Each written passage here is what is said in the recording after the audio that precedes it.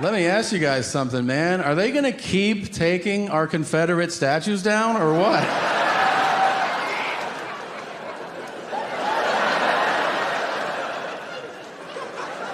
I'm just taking the temperature of the room. I don't know who's here, you know? Ugh. That's a weird one to start. All right. Yeah, I've been on this phenomenal tour, and I've met people that I've never thought I would meet in my life. Recently, I met a supermodel, which is wild because, well, I don't think she wanted to meet me. I should be clear about that. I was in a fancy hotel in Toronto, and somebody that worked there, you know, they go to her, they're like, hey, he's a comedian. And she was like, okay. And then they go, she's a supermodel. I was like, I can see. And what struck me is that they are so much better looking than you think they're gonna be. Like, you know, you see in a magazine or on your phone and you're like, she's pretty. But in person, you're like, what the fuck is happening right now? Like, and then you realize that it's a genetic freak. It is. If you are a supermodel, you are a freak.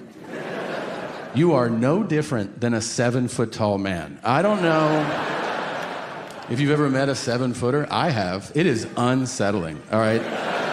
You go like, am I a child? What's happening? This woman was so unbelievably good looking. Like 5 seconds into our conversation, I stopped speaking and listening, all right? I was looking at her like she was at the zoo. I was like, let me see your ears. I was looking for flaws, you know?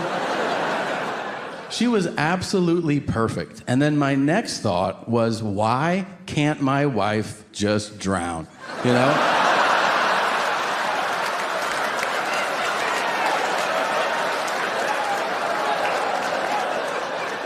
She knows. I told her. She knows. She was like, you know I can swim, right? I was like, yeah, I know you can swim. Doesn't matter if you can swim. It matters if a jury believes you can swim. So,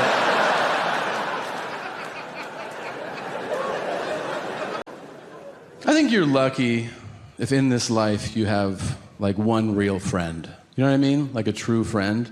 I think I have 4. Brad Pitt. I call him Pit Stop because we're close. And just 3 other guys. You know, people that you know intimately, like you know each other's secrets and stuff. Like one of my friends, you know, I know that he hides that he smokes weed from his wife. His name is Casey.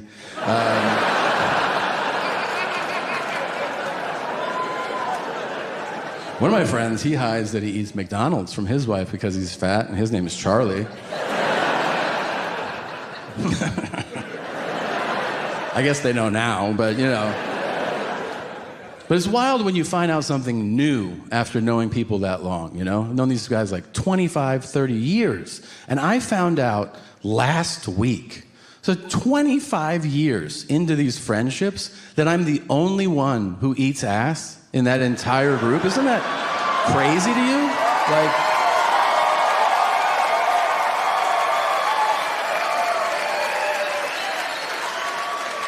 I guess I'm friends with a bunch of 3rd graders? I don't know, like... One of the guys is newly in love, too. Justin, newly in love. And usually newly in love people are really on board, you know, because everything's rainbows and butterflies for them. Like, every day Justin's like, ha, ha, ha. I'm in love. I go, that's great. Did you eat her ass? And he's like, no. I said, so you don't like her? And he was like, no, I do. And I said, no, you don't. If you did, you'd give her the sweetest kiss of all, you know?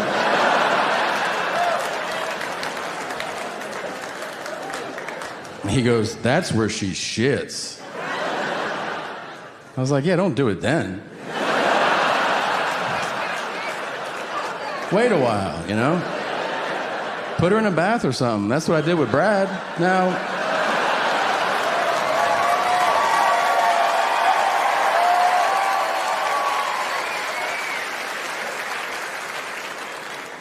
He goes, you're gross. I was like, whatever. And he said, that's what a dog does. And I said, excuse me? He goes, a dog licks its own ass. I said, first of all, if I could lick my own ass, I wouldn't be on tour, all right? I would do it until a doctor told me to stop. Like, he would have to sit me down and be like, you're not gonna have an ass pretty soon if you don't knock this off. And I'd be like, well, it feels good. And he'd go, I don't trust you. I'm gonna put a cone around your neck. I'd be like, I can take it off with my paws. Okay. She came to a show and she saw me tell that story and she was like, can you imagine if you had hit me? And I was like, yeah. Don't feel bad for her, okay? I'm serious. I just did her a huge solid. She asked me to do this, and I did it. She asked me to get a vasectomy, and I did it. So I got snipped, yeah. See? The women always cheer, and there's always one guy that boos. Like he wanted my full load all up inside of him. Listen, if you're a guy and you're thinking about doing it, do it. It's a routine procedure. You will be nervous the morning of. It's your balls. And you lay on a table, it's very cold. It's like 400 below zero, and they pull up your dress very dramatically. They're like, what's going on down here? And your dick just stares at you like, how could you, you know? But it's over in 15 minutes, which I think is remarkable. And then you go back a week later for the follow-up. And the follow-up is just a urologist checking you out. And he goes, all right, drop your shorts, you know? And he's like, all right,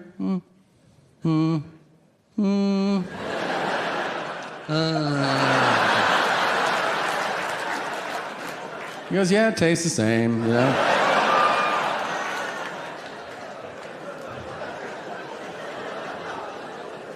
And he says, he goes, I'm going to give you your homework. Those are his words. I'm going to give you your homework. I go, what's my homework?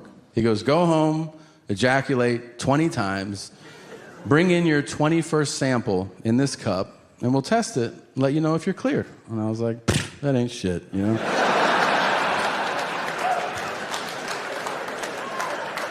I do my homework all the time, baby. So he goes to leave, but he stops at the door. And he goes, oh, I almost forgot to tell you. Take your time. And I said, I was gonna. And then he says, sometimes I forget to tell people, which tells me that some people have returned rather quickly with their assignment. So I immediately ask him, I go, hey, what's the fastest anyone's done 20 ejaculations? He goes, 48 hours. And I was like, well, that motherfucker can keep that record. I don't want anything to do with that. That's the champ right there. I went home and took another week off. I was black and blue. I was sore. I was like, all right, you know, but after the week, I was like, it's time to get going. I started slowly, you know. I was like, wake up. Didn't feel the same. It was strange, different, you know. I could feel the system turning on. You know what it reminded me of? You know when you run the heat for the first time in the winter, and you're like, this smells weird, man. Like, I could feel it building up, and I could not get this one intrusive thought out of my head, which was, it's just gonna be blood that comes out. I didn't want it to be. I just kept thinking it. So now I'm jerking off all scared. I was like, it's gonna be blood. But I pushed through. I kept going. And when it finally did go, it wasn't blood. And in relief, I laughed. So my first jack back was me going, yeah.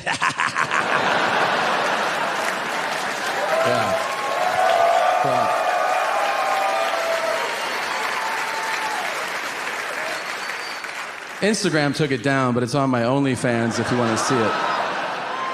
It's $6 a month. Now, the only thing I could deal with that specific type of pain when I had the vasectomy was eating edibles, you know? I had to eat edibles every day for that achy, weird pain. Yeah, I always feel like I have to confess to people immediately when I tell them like that I like edibles, and that is because I am a lightweight, and I like mild edibles. Some people want to eat edibles, you know, yeah, and some people want to peek into the third dimension casually every day. It's not me, all right? I like 5 and 10 milligrams, and people mock me and they call me 10 milligram Tom and this bullshit. Yell it to me on the street. They're like, "Are you eating your baby edibles?" And I go, "Yes, because I like to be able to speak." Is that crazy to you? You don't know people that like a couple beers? Is it always, "I like to drink 36. Okay, good for you, Bert. Have a great night. So, here's all I'm saying. I can't tell you where to go. I can tell you where not to go. Wherever they film the first 48 on A&E. Now, if you're not familiar with the show, here's what it is. Camera crews follow real homicide detectives for the first 48 hours after a murder. And the reason that that time distinction is so important is that after 48 hours, they give up on that murder. They're like, "That's some old shit. What do you want to do today?" You're like, "How about you keep trying to solve that murder, man? That shit happened on Monday. It's Wednesday. We're not going to solve that shit." Really. There are so many amazing moments on that show. So many. A lot of the episodes take a similar path. I'm blown away, first of all, at how many times there's a witness to a murder. It's crazy. I always thought murders happen in dark alleys. Nobody saw shit. No. Every other episode, they're like, "You see that shit?" And the guy's like, "I saw that shit, yeah." Where? Right fucking here. Really. I was standing here, and then he killed that dude there.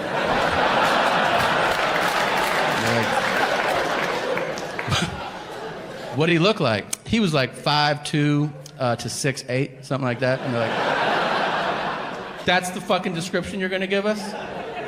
Uh-huh. Anything else about him? Yeah, he had ears too. Thanks, man. No problem.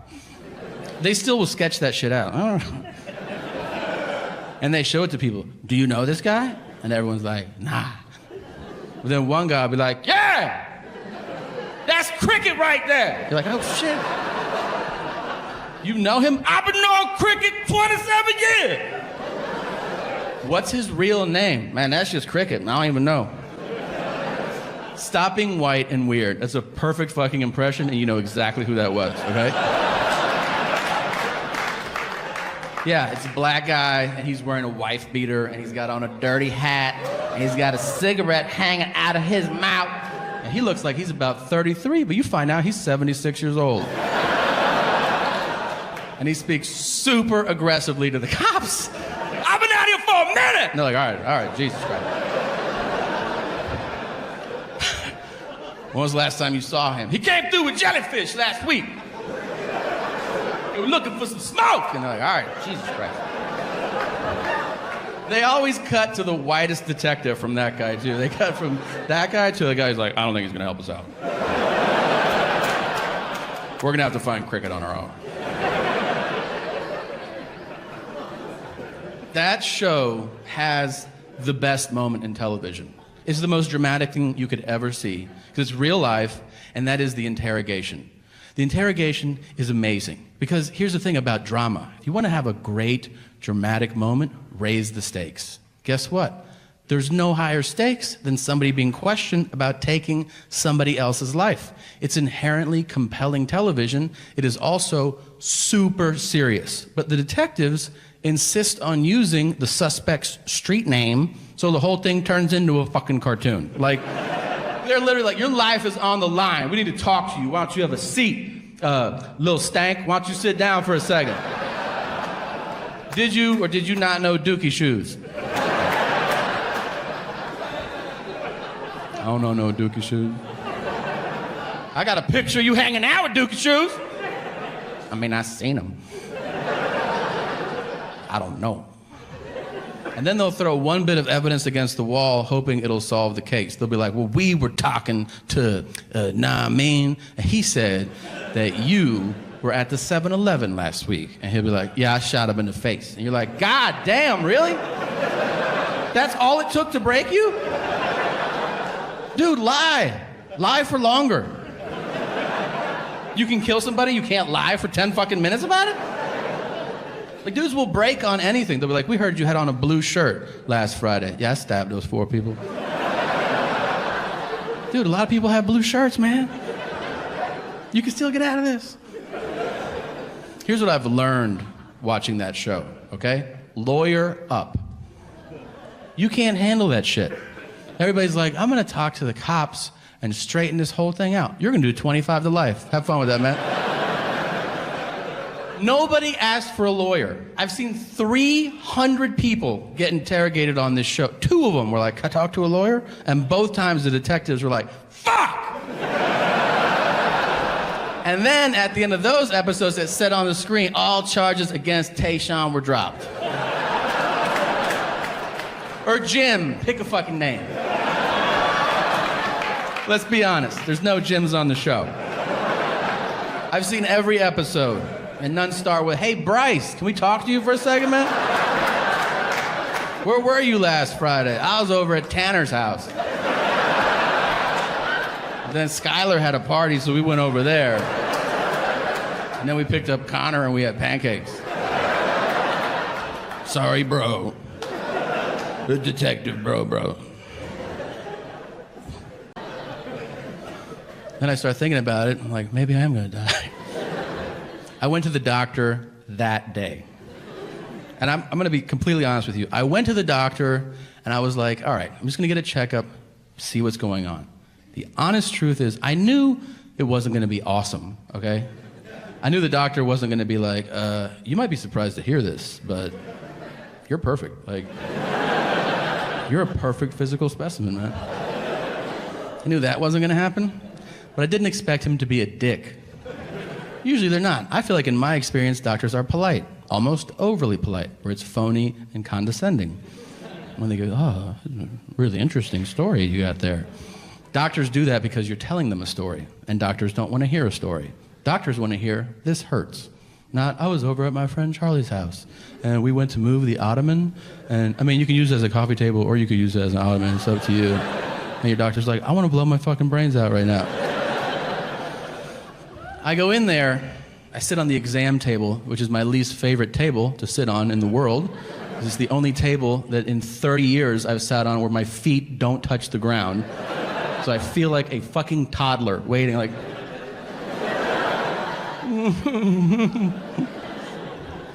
My doctor comes in, he doesn't say hello, he doesn't say good morning, he just walks in, he points at me, which is super aggressive, you know? To start a conversation with somebody like, hey man, you're like, hey, what's up, man? And he goes, do you want something for your hair? And I go, what? And he goes, do you want something for your hair? And I go, I don't get it. And he goes, has nobody told you that your hair's falling out? And I was like, damn.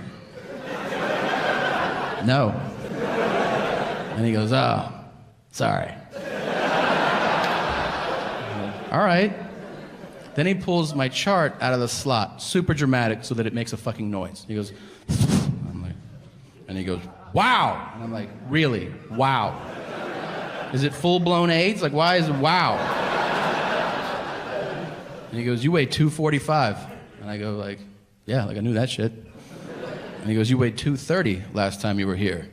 Not exactly what I would call weight loss. And I'm like, are we at a fucking roast or something? Right? Like, what are you doing? Then he says, you know, you're the fattest patient I've seen all day. And I go, it's 9:30 in the morning. And he goes, still. He's like, you know, we ran your blood work. It turns out your muscle enzymes are through the roof. And I go, yeah, man, like, I'm super strong. Like, how is that a problem? And he goes, they're off the charts. I'm like, even better. I'm probably your strongest patient, man. And he goes, I don't think you understand muscle enzymes. And I go, that's true. I don't know what they are. And he goes, well, the only way you could have them this high would be like, A, if you were an Olympic athlete, which clearly, I'm like, dude, what is the deal, man? And he goes, the other way would be if you were a cocaine addict.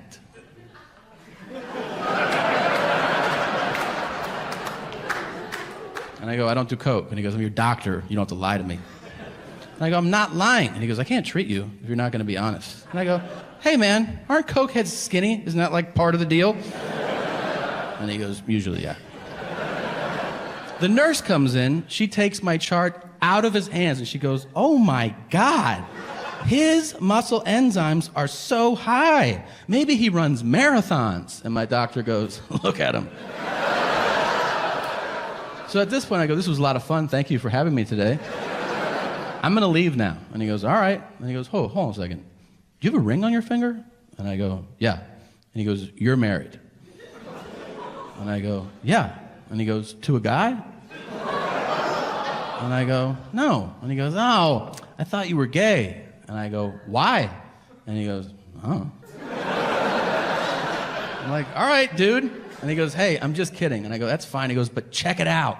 And he takes my chart and he shows it to me, and he had written gay ?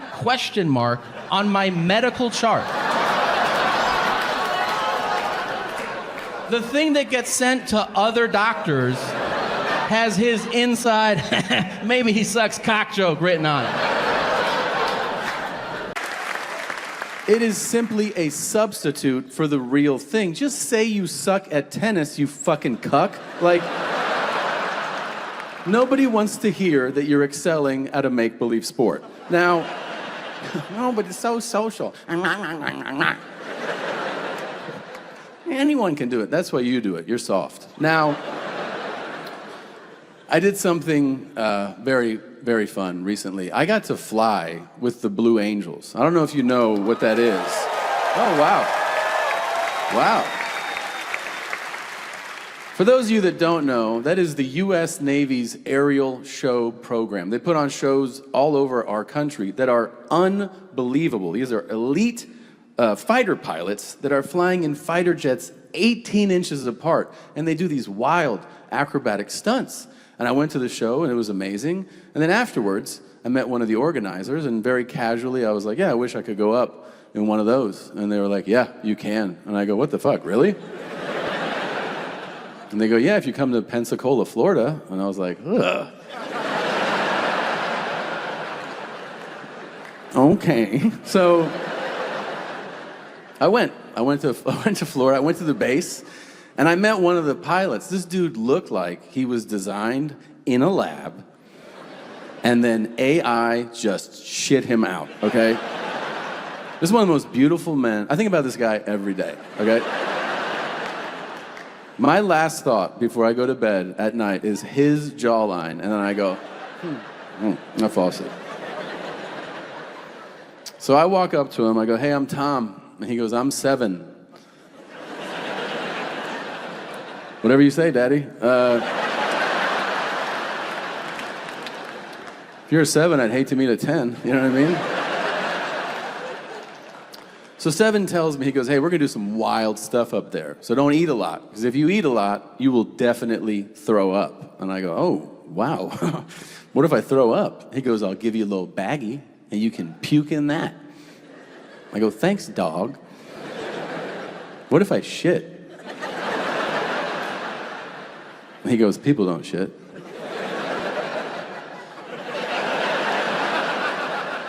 You don't know who you're talking to right now, do you?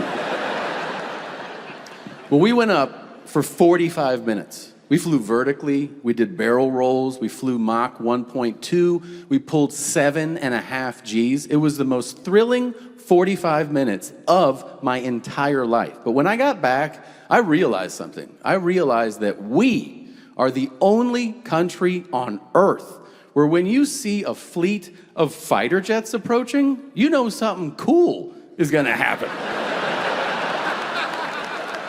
It's just us.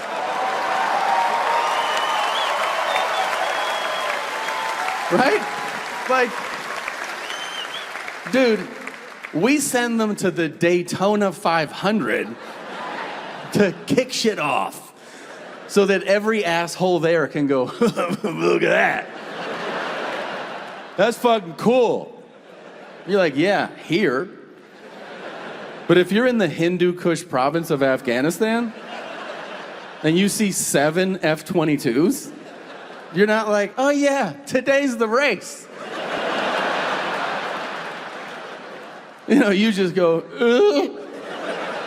And that's it. That's the last fucking sound you ever make before you hear, and then there goes your mom's village. All right, so USA. Now, well, sure. Why not? To me, his story is more than that, because for me in my personal life, I use his story as a one that where I can see I've evolved some. See, I used to judge him very harshly. A lot of people do. All they see is a blown opportunity. But the older I've gotten, I see it through a different lens. I realize that's a lot of pressure for a young man to have. You know, a lot of people in their 30s, 40s, and 50s can't handle that, let alone a freshman in college, you know, the celebrity, the fame, the money. And so now I do the thing that you do if you can. You put yourself in someone else's shoes. And I can do that. I was once a freshman in college. I wasn't dominating college football. I was going to class and I was working part-time at a shopping cart manufacturer. A place that makes shopping carts. Here's how cool that job was. I went in there once on a Monday and I went up to my boss. I go, I think I'm gonna quit on Friday. And he goes, yeah, a lot of people do. Okay. And then on Friday, he goes, yeah, you're done. I go, okay, great. And then he tells me, he goes, hey, kid, a lot of people here like you. Let's go to the bar down the street and we'll toast you to whatever you do next. I go, okay, I'm underage, but let's do it. So we went, you know. People from the office came. They were so nice. They gave me good luck cards, little gifts and such. And then one of them gave me a bottle of Jack Daniel's whiskey, which was definitely meant to be a parting gift, you know, like, take this with you. And I was like, I'll just drink it here at the bar. You know, the bartender's like, you can't do that. And I go, I can't hear you. I'm just gonna do it. Like, how can I make fun of Johnny for not being able to handle millions? I can't handle a free fucking bottle of booze. And let me tell you something, if you don't drink whiskey, if you tip back the bottle 3 or 4 times, your brain actually goes, hey, there's too many lights on in here, beep, bop, boop. And you go, I want to do bad shit. I started taking people's change that was on the bar. I was like, that's my shit, fuck you. You know, my friends were like, hey, calm down. I go, you fucking calm down. And then I ended up going home with a lady who had a most unfortunate face. Yeah. You think I'm being mean, but I know I'm being honest, and that's why we're here. I blacked out, thankfully. Some of you never blacked out. Congratulations on your healthy lifestyle choices. But the rest of us know it is horrifying. I mean, I remember I woke up that next morning, I was looking out a window into a yard I didn't recognize. And I was like, where am I? And what is this? And then I turned over and this fucking gargoyle appeared. And I audibly gasped in her face. You understand? Like, I'm here and I went, oh. Oh. And she was used to it. She was like, I know. You're not the first fella to do that. She looked like Bill Belichick, the former Patriots coach. Picture him with shoulder-length brown hair. Same face, same body. Yeah, I was like, put the fucking hoodie on. I don't want to see this. And then I left there, you guys, feeling tremendous shame. Now, I told you I was a freshman in college. I was taking Psychology 101. We had talked about shame. You know what they teach you in that class about shame? They teach you that shame thrives in secret. If you feel shame about anything, you should confide it in at least one other person to help release the feeling. But if you keep it inside, it festers and grows, and it can consume you. And I remembered thinking back then, how fascinating. I feel shame, and I know what to do. Tell someone. And then I thought, fuck that. I will die with this secret and bury it under pizza.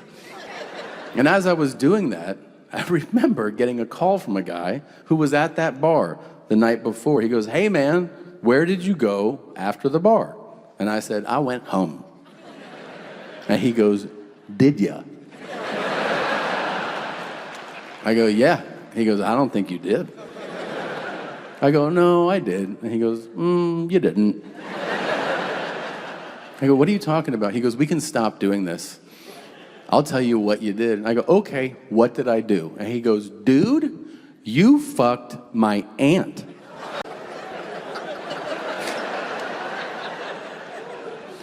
This is what you learn over the course of a lifetime about sex. You learn that men and women, we both lie about sex. We just lie in opposite directions. Men exaggerate their exploits and their interests simply because they live to impress women. It's the truth, it's stupid, and it's simple, and it's true. And every woman in here, at some point, you'll meet a guy who's like, oh, I like it all. You know, step on my nuts and cut my nipples open.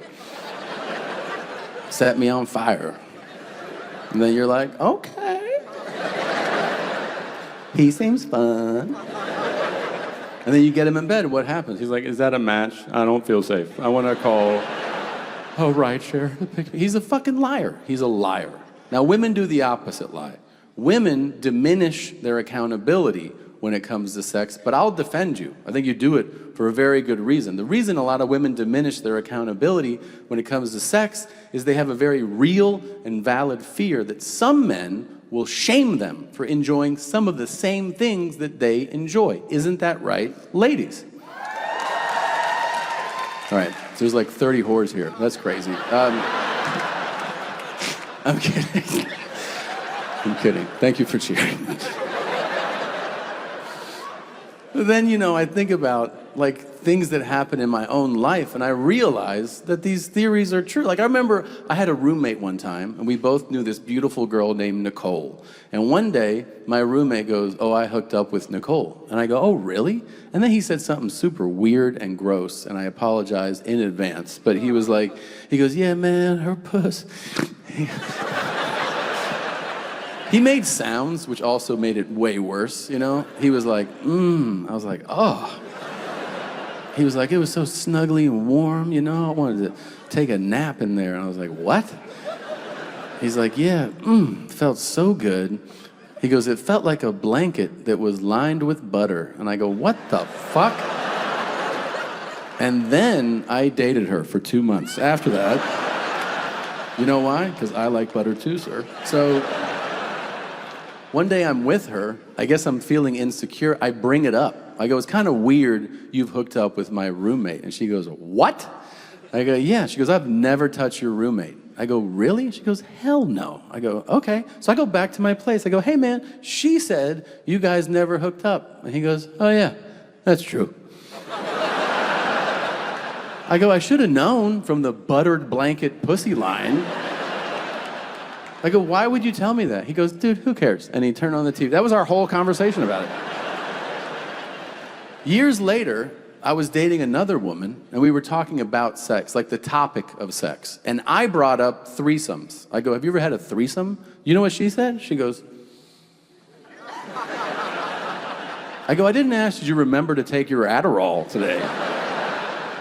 Have you had sex with 2 other people at the same time? She goes, not really. I go, not really? Was one of them an amputee? Because that still counts.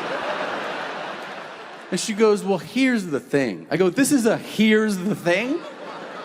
She goes, yes, technically I was in one, but I was sunburnt. And I go, what the fuck?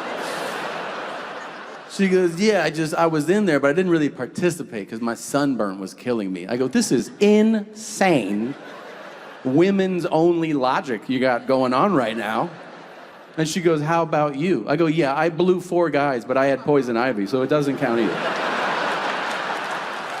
Just...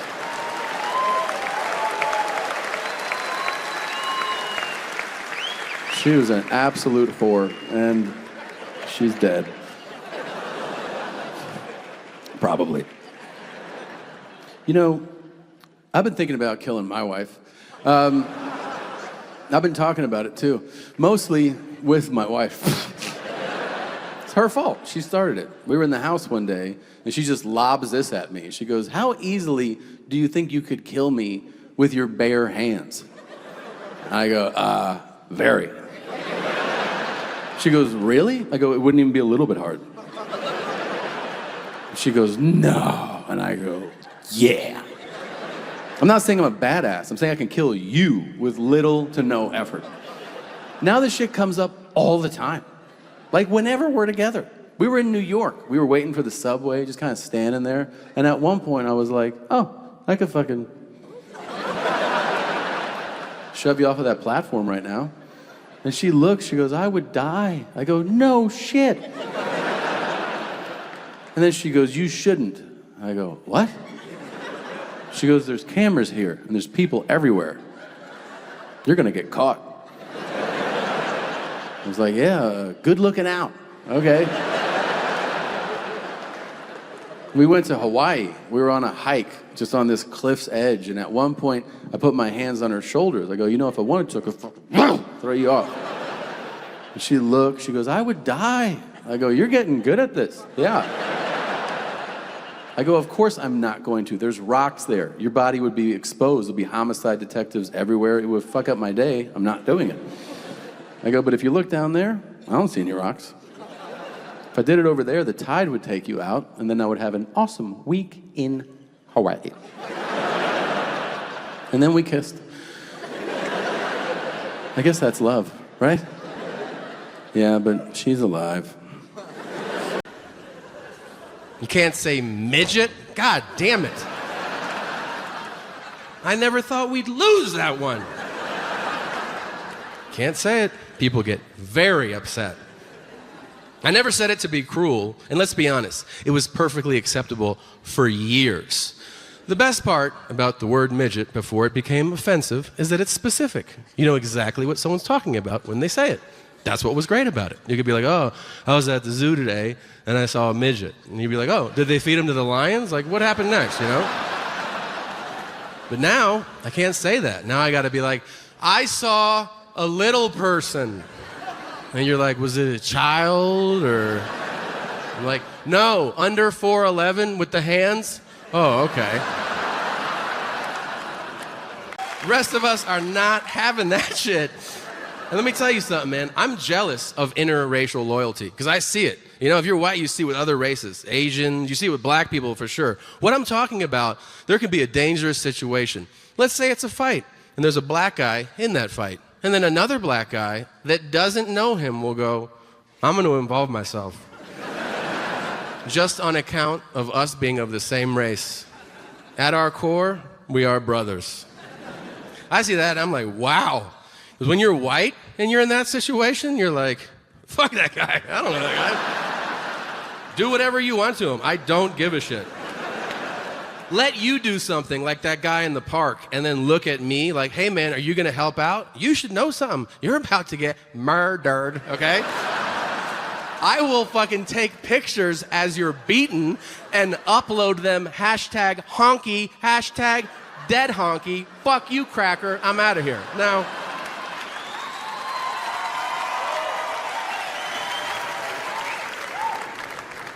2 years after that, there was a woodpecker fucking up our house. This will all make sense. And woodpeckers can really damage your house. I remember my dad paid a guy $500 to patch up that part of the house. A month later, the woodpecker returned. This time, my dad did not call the guy. He woke me up, his teenage son, on a Saturday morning. Picture you're dead asleep, and my dad whispering in your ear with his potent dad breath. He just whispers in my ear, dead asleep. He goes, I need you to shoot a bird. I just go, I don't do that. And he goes, figure it out. So I said, okay, Lieutenant. And I got an air rifle. I shot the woodpecker. I remember I shot it mid-peck, so it was going like, landed in front of me, so much bigger up close, really big, red feathers, distinct features. I was blown away. I bagged it up, I threw it away, and then I went over to my girlfriend's house. I started telling her family about it over lunch. I should mention, at the time, my girlfriend's family ran a wildlife conservation center, so I didn't know my audience. But I heard a few forks drop, and I look up, and her dad goes, oh my God, you killed a long-billed woodpecker. That's an endangered species. And I go, oh. I said, my dad made me do it. And he goes, how does that make you feel, knowing that you did that? And I said, there's no better feeling than killing the enemy. It was fucking awesome. I loved it. Those birds are extinct now. I did that shit. I don't give a fuck. I'm crazy. So, don't you love the juxtaposition of angrily being like, you tell that motherfucker, but then don't forget to say thank you. I've been trying to incorporate that expression in my life. I was at an airport bar, and I was getting up, and they called my flight, and the bartender goes, somebody recognized you. They said to send you a drink. I go, tell that motherfucker I appreciate it. He goes, what the hell did you just say to me right now? And I said, fuck his mother, I appreciate her. Tell him that. Asshole. So I still haven't found a place for it, but I'm working on it. So I met, like I said, I'm meeting a lot of people. I met a woman after a show recently. They're allowed at my shows. And see, they're here. And she came up to me and she was like,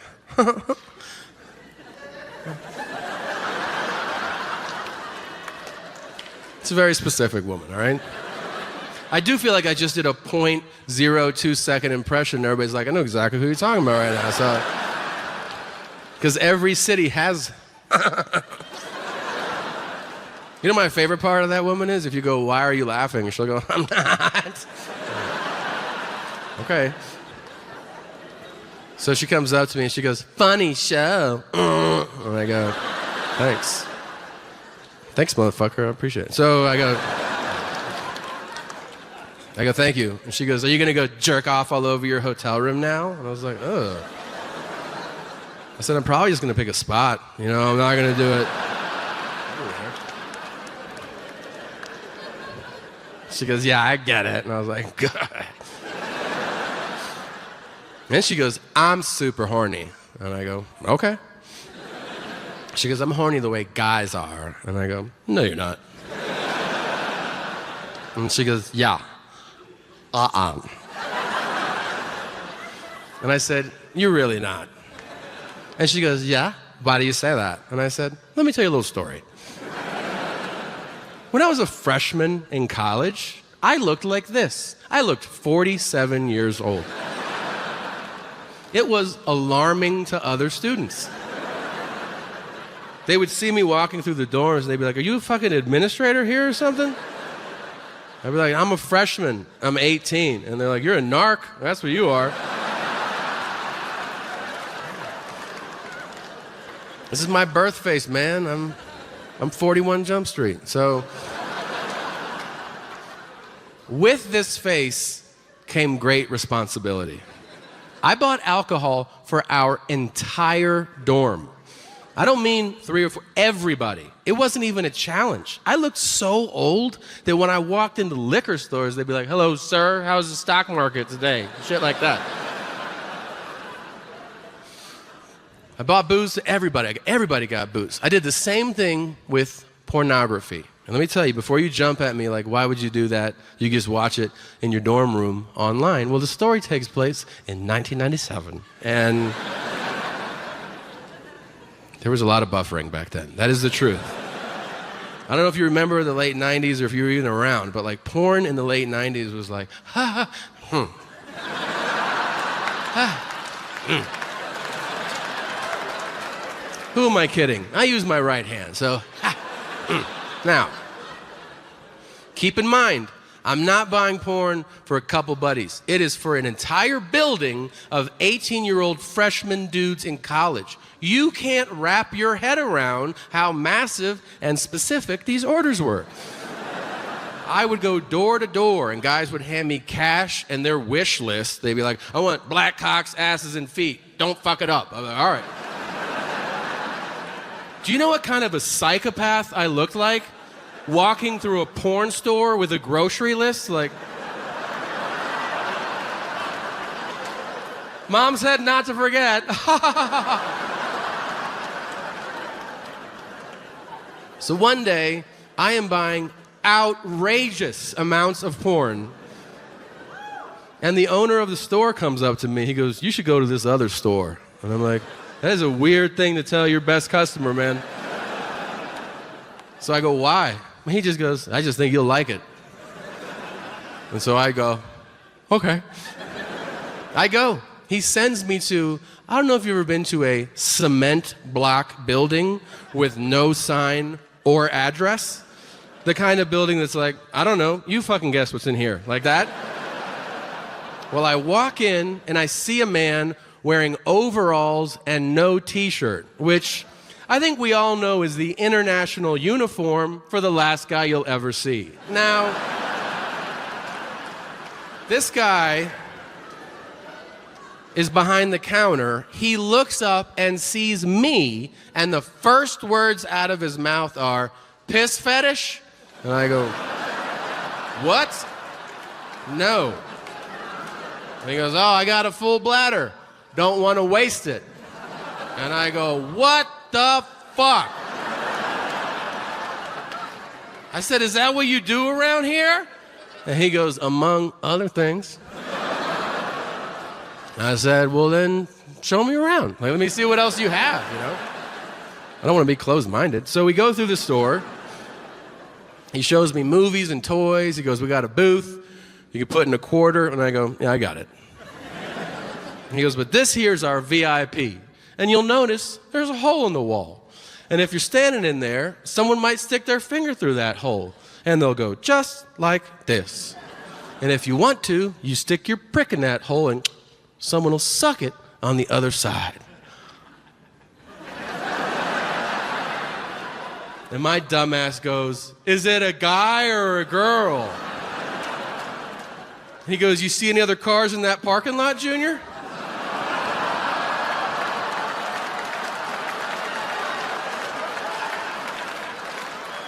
So then I felt a pool of diarrhea forming inside of me and fear shooting down my spine, as I was certain I was going to get kidnapped and raped by Mr. Fuck Dynasty. So I said,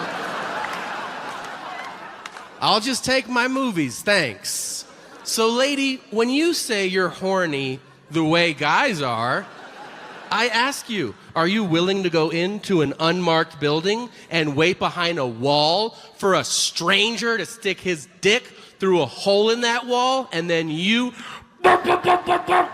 polish it off for the love of the game? Because that's what savages men are.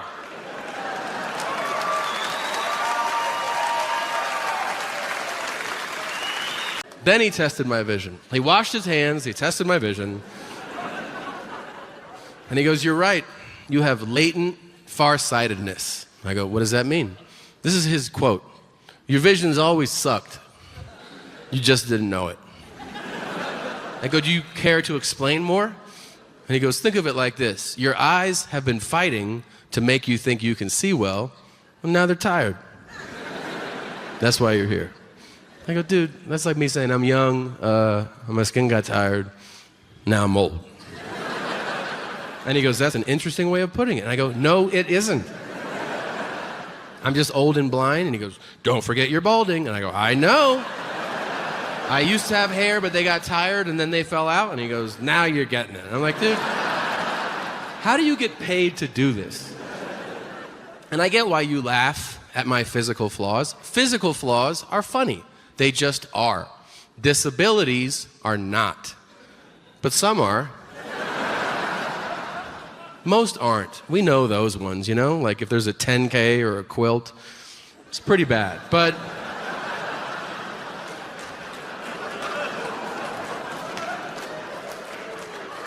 the rest are up for debate. And if you're sitting here and you're like, well, when is it ever funny? Well, luckily for you, I have 3 examples. First, foreign accent syndrome. Some of you know about it, some of you don't.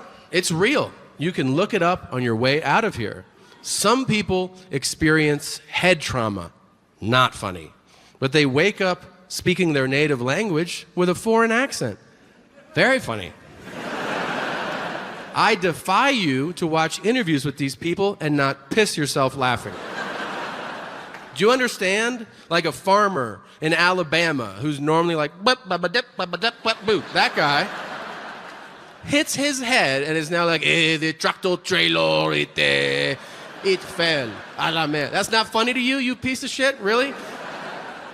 The best case ever of foreign accent syndrome happened in the UK.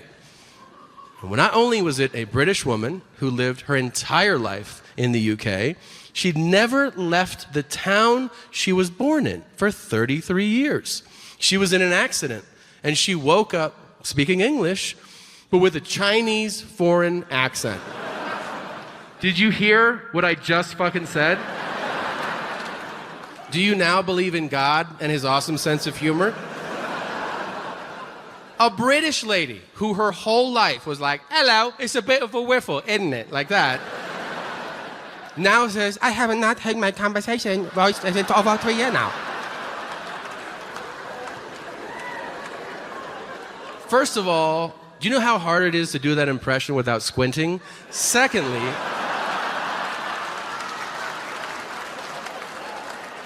if you're getting uncomfortable, like, whoa, he's mocking an Asian accent? No, she's white. This is fine. A white British lady just happens to say, would you like a cup of tea? Tastes good? You want milk? You want biscuit? Oh, good. You want me to suck the dick now? I don't know, whatever. She's a nice British lady. She can say whatever she wants. Now, if you're sitting in your seat right now and you're like, I don't think it's funny. Well, don't get your tits in a tussle. I got 2 more for you. So,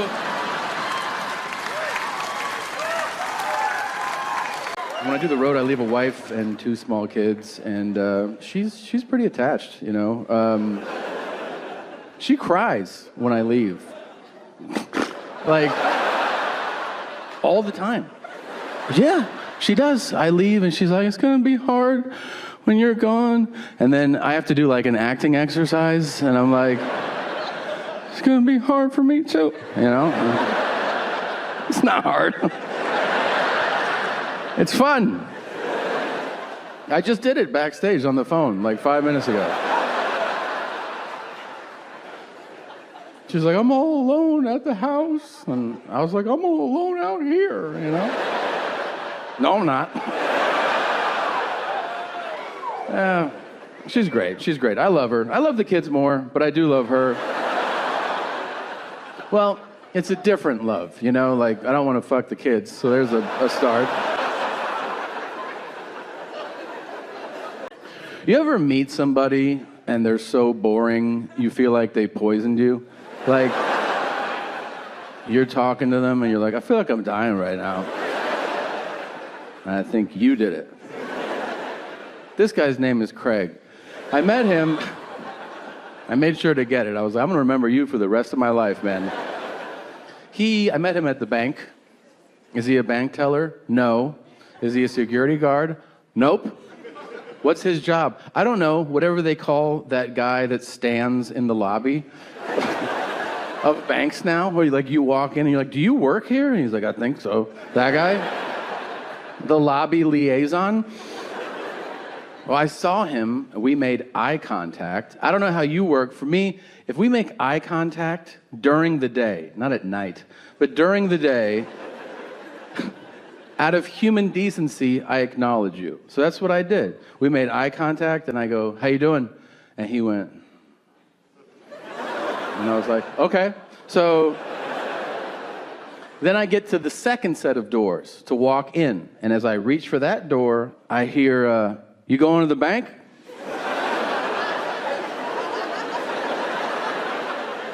I go, is this still a bank? He goes, yeah. I go, I'd like to. And he goes, go for it. And I was like, okay, thanks. And then I reach back, and he goes, I'm going to Virginia next week. Are you telling me that? He goes, you said, how you doing when you got here? I had to think about it. That's what I'm doing. I go, that's the craziest shit I've ever heard anybody say. And also not how that question works, but all right. And now I reach back, and he goes, yeah, my sister lives there. And I'm like, how long she live there? Now I'm roped in. He goes, 15 years. And I go, you've never been? And he goes, uh-uh. Now I'm starting to look at him like, hey, man, do you drive to work or does somebody drop you off? You know what I mean? I think he could... Yeah. I think he could see it in my face because out of nowhere he goes, I drive. And I was like, that's cool, man. Cool. I drive too, that's crazy. I gotta get in here. He goes, yeah, we're gonna check out DC and we're gonna see some monuments. I go, I would love to hear about it, but I have to make a deposit. He goes, well, I'll be here when you walk out. I go, you motherfucker. Fuck that guy, and fuck everybody like him. If you have the audacity to tell people how you're doing when they say, how you doing, that shit is rude and selfish, all right? I'm serious. There are two acceptable answers to how you doing. Fine and great. And if you're miserable, you say fine. You don't burden people with your real world problems during a courteous exchange. Yeah. True. You know why? Because nobody wants to hear your problems.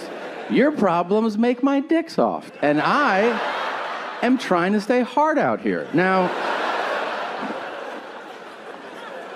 I say they'll try to tell me because they'll send me a message that I'll never read. And no, I used to. I used to read them all. And it took me a long time to figure out that you shouldn't read every message. I don't think any performer should digest everything sent their way. And I didn't know that for a long time, you know, and I wish I had known that because, I mean, it kind of gets to you, you know, like first time I actually got in trouble for saying something was about 5 years ago. I got in trouble for saying gypsy on television. Yeah, I didn't say anything nice about him, so let me rephrase it. I was just like, you know, I was on a show, I was like, who doesn't hate gypsies? And then everybody on the show was like, we're with you. But afterwards, they found out. And they reached out, like the president of the Gypsies sent me a message. I guess she stole someone's phone, so she sent me this message. Yeah. We can tell who travels. So she sent me this message. She was like, you said the G word on I was like, huh? The G word? Well, I'm a grown man. And this is over email. She's being a real B word, so I didn't want to push her, make her a C word, you know what I mean? Where are my N-words at? All right, well, look.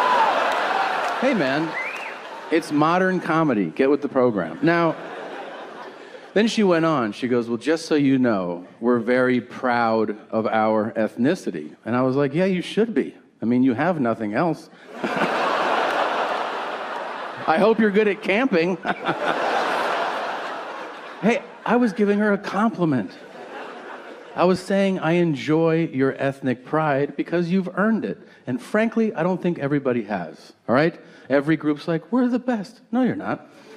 It's impossible for everybody to be the best. I'm serious. Every group is like, no. I mean, just as an example, okay, just to like lay this out. How many people in the room, let's say, are Italian, for instance? Okay. Now, aren't the rest of you a little sick of hearing from them? Like, right? Hey, we're the best! Fucking pasta! You're like, all right, so pasta's Chinese. Calm down. Now, not everybody likes it. I'll tell you, my own mother is not a fan. She lives for arguing. There are some people built like that. She lives for combative things. She wants to just fucking stab, twist, turn. She loves it.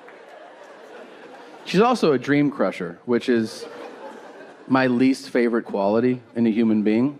You know a dream crusher? The person who, no matter what you say you want to do or try, they're like,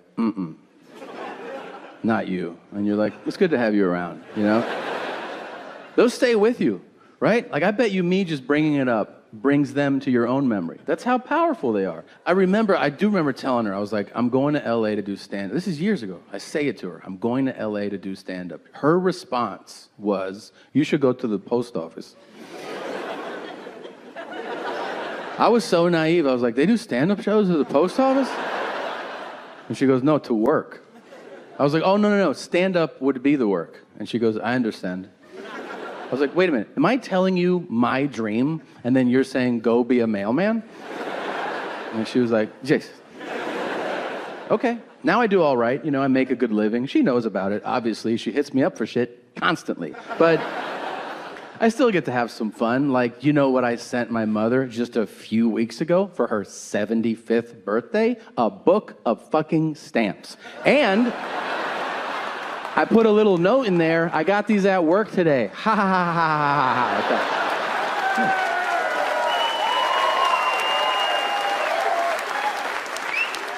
Don't feel badly. She gets hooked up. So, yeah, she's such a dick. But she is. I don't like that dream crushing shit. I really don't. I'm the opposite. I'm a dream encourager. If you come to me with a crazy idea, then I'll really celebrate, okay? I love people who have just outrageous dreams. And I've put that out there now. Now people walk up to me all the time. They're like, I want to open a hot dog stand where you could buy boots. And I'm like, all right, let's figure it out. I like it. And I'll tell you this. I want you to have crazy dreams. I'm serious. I really do. I'll give you the best advice, sincerely, not a joke, that I ever got about pursuing a dream. And I hope it applies to all of you, okay? Here's the truth. I think, this is true, as long as you accept that your dream might not go exactly as you plan, you will still feel fulfilled by the pursuit of your dream. So always go after whatever you want to do. Otherwise, what's the point in living, right? Yeah. That's my mother. Okay, here's how I got her back. It's pretty fun. I never curse her out. As much as I say crazy, I never curse her. Even if I'm really mad, I can't do like, fuck you. I can't do it. It doesn't sit right. I prefer psychological warfare, you know? Yeah. I like knowing that I can ask my mother a question and the mere mention of that question might terrorize her mind for years to come. So I decided I would ruin one of her days. So I chose Christmas. So here's what I did, okay? Christmas morning, my parents and their 5 dogs are at my house. My mother is in a fantastic mood, okay? She is a Latina woman on Christmas morning. You don't understand this type of joy, all right? She's like cooking and dancing. She's like, Ricky, tiki, tiki, la, la, la. Baby Jesus is here today. Just doing her spick shit, you know, so. It's my mom. Okay, so I see her. Yeah. I go, Mom? And she goes, Jay? Like, I could feel the joy coming off of her. And I'm like, now's a good time. I go, Mom, have you ever thought about how you're gonna have to bury each one of those dogs?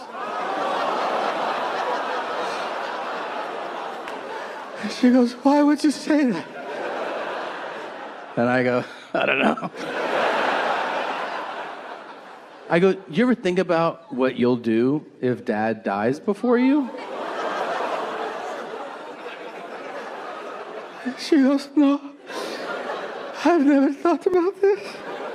And I go, well, I'm asking you, so think about it. And she goes, I would pray and I would hope to die the same day. I go, that'd actually be super convenient. Like, as far as planning the funerals and going over the will, if you can pull it off, I think we'd all be on board. She goes, Merry Christmas to you. I go, Merry Christmas to you too. And my dad is sitting 2 feet away. He hasn't heard one word of the conversation. He's just in dad mode, checked out, staring at ceiling lights, you know, like. You call his attention, it just snaps him out of a flashback. I'm like, hey, Dad. Yeah! Jesus.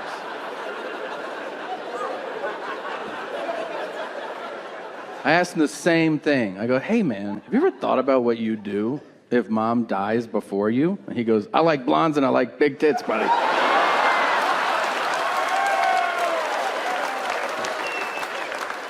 Sounds like you've been thinking about that quite a bit. And he goes, every night, pal. Every night. I was like, you guys have different dreams, I guess, but that guy, oh my God. Nothing like men in their 70s, right? My dad's at that really cool place in his life where he says things that are true that provide relief to no one. Like this week, I call him up. And I'm like, what's up? He goes, you know, gays don't bother me. And I was like, that's good. He goes, they're just living their life. Why would I get upset? And I'm like, I don't know.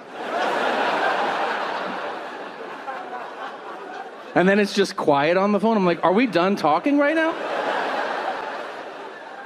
He's like, no, I'm just thinking. Oh, it's fun to listen to. As you breathe into the... And he goes, your mother and I are going on a cruise. And I go, okay, have fun. And I ask him, I go, which cruise line? And he goes, Carnival. And I'm like, wait, isn't that like the party cruise? And my dad's response, I swear on my children, was, buddy, there's no other way to say it. I love watching black people have fun.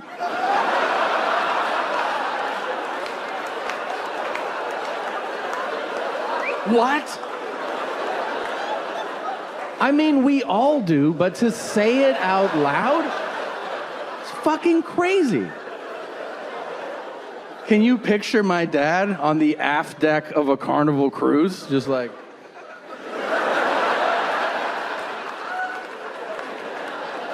Those blacks are having fun. Let's get some food. This is fun.